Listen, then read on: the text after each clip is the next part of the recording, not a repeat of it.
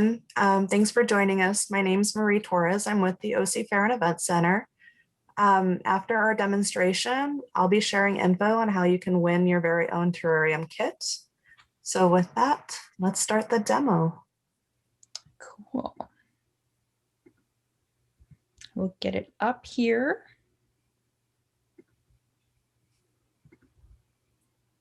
Okay, can everyone see that? Okay.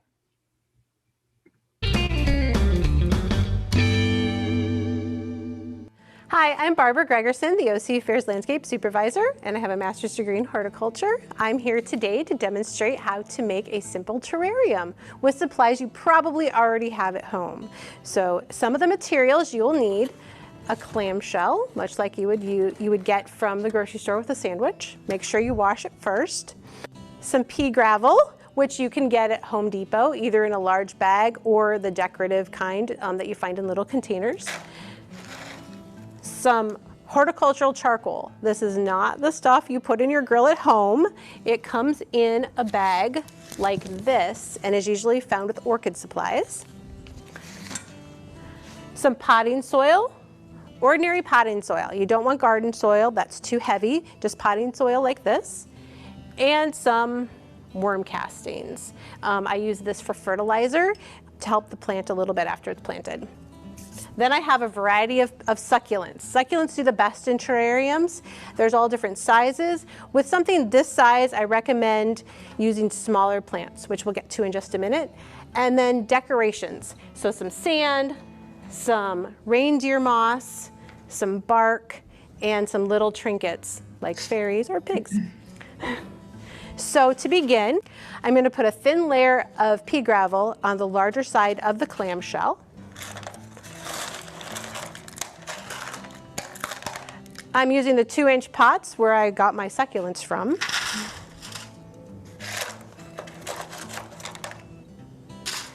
Then I'm going to add about a half a container of charcoal. And what the charcoal does is it keeps any odors away. So if you would happen to overwater, it'll help absorb those bad smells. Then I'm going to use about 2 containers of potting soil.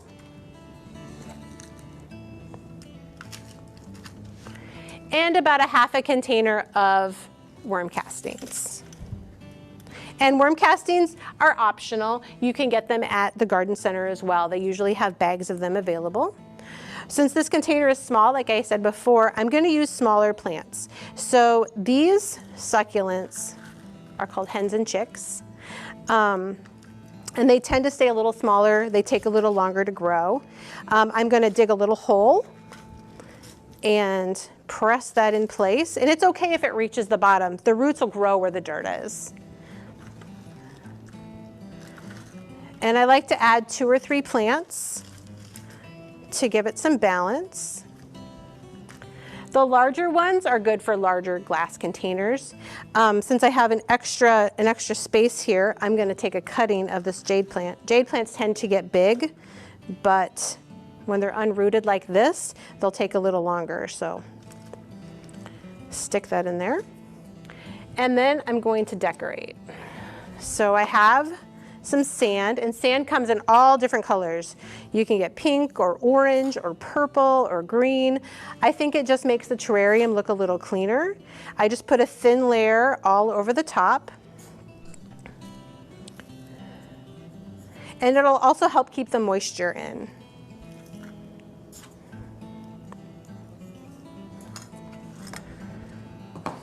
Then I'm going to add a little bit of reindeer moss. And I'll just break it apart and put it around. Again, reindeer moss comes in all different colors. It is living, so when you keep it moist, it'll stay soft. And then I have some big pieces of orchid bark, or if you have bark in your yard, you can take some of that and just stick it in for decorations. And I have a little pig. And that is what our finished terrarium looks like. To take care of it, I just add a little bit of water. I'm gonna spritz it with water. It's gonna help keep the reindeer moss moist. It'll help keep the soil moist. And when I close the lid, it'll create a little ecosystem. So you'll see some condensation on top. Be sure to put it in indirect light. In front of a sunny window, it'll dry out too quickly and it won't do as well. But other than that, that's all there is to it. You have yourself a cute little terrarium. Here are some other examples. You can use jars like this. You can use taller jars for taller plants. And just put a little bit on the bottom and water it down the side so you don't get dirty jars. And that's all there is to it. Thank you for joining us today. Check out Centennial Farm's website and learn more about garden classes that they offer.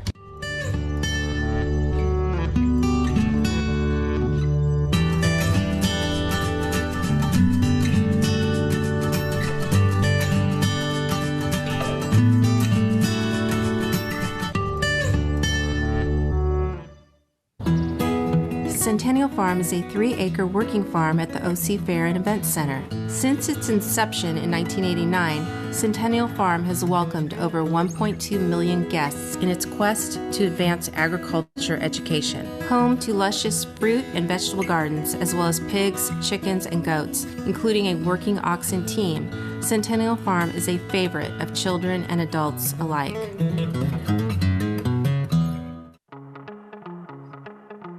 Hi everyone, welcome to Centennial Farm. My name is Evie Young and I am the Agriculture Education Supervisor.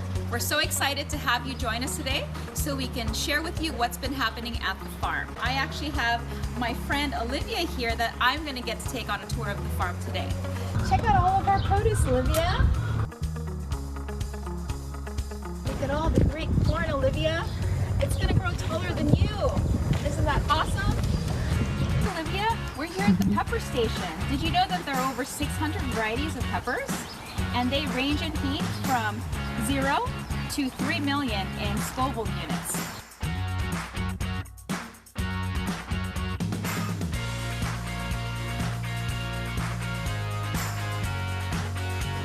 And we're going to be coming up on our pumpkin patch right here. We've got pumpkins and melons. Californians, we are actually the #1 consumer of pumpkin products in the United States.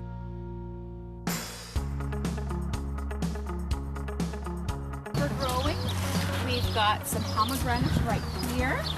And since we like to educate the public, Olivia, look, we even like to show people when they eat certain produce what part of the plants they're eating. So hopefully they'll get to increase their knowledge on California agriculture and produce.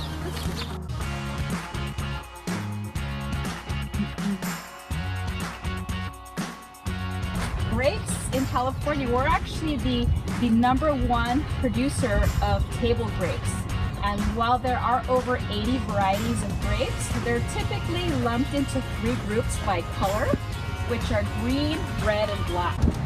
We hope that once again we'll be able to greet all of our guests here at the Centennial Farm in the near future. Thanks for joining us. Have a great day. Bye.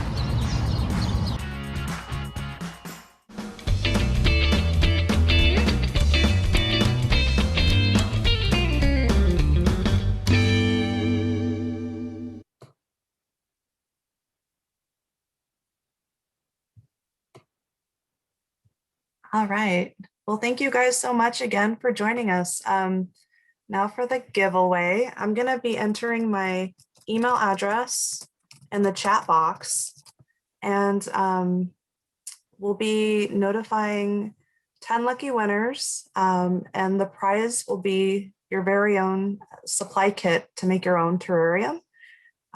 So here we go. And I'll be notifying the lucky winners on Monday morning. So yeah, thank you guys again. Do you guys have questions or?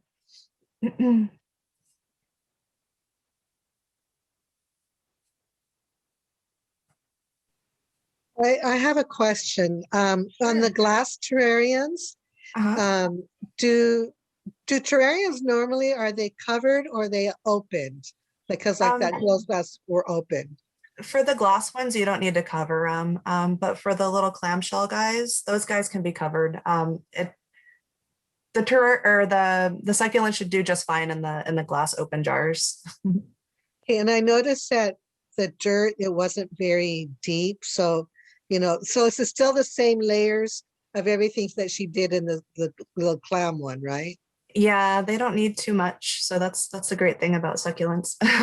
Okay, I didn't know that. Thank you. Oh, you're welcome.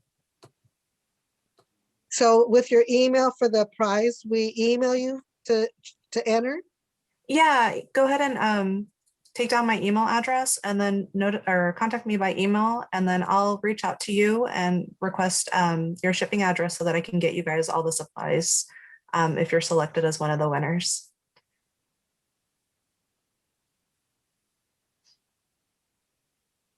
Okay, well, I'm looking forward to the fairgrounds opening. I would take a lot of your garden classes, and I really miss them. Yeah, we miss hosting everyone as well.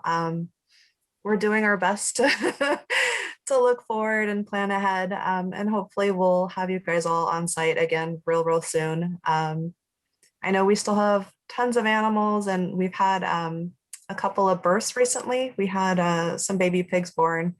And so you guys are able to check those guys out. They've gotten quite big these days, but they're on our pig cam, which is a live video feed. And yeah, if you guys want to just check them out, they're there. Are you allowing people into to tour the farms in person? Not yet. We're still waiting for clearance from the state, but we hope we can do that pretty soon.